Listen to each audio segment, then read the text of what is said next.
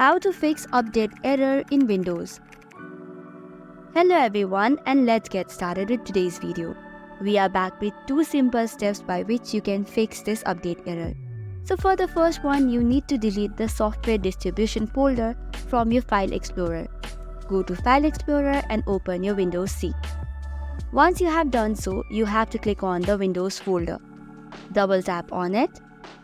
From the list of folders, search for Software Distribution and there select on Download.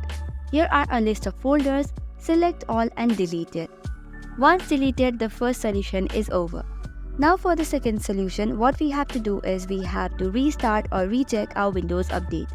So for that, we have to open Services, click on the search button or the search bar and search for the services. Once this is opened, you can scroll down to find the Windows update. Right-click on it and then click on Restart. This is the first one. For the second solution, scroll up to the B section and then you have to search for this particular extension, which is called as Background Intelligent Transfer Service. Right-click on it, start it, refresh it, or you can restart it as well. So this is it for the solution. Now you can restart your device and the device must be working fine.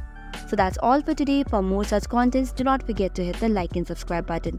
Thank you and keep watching.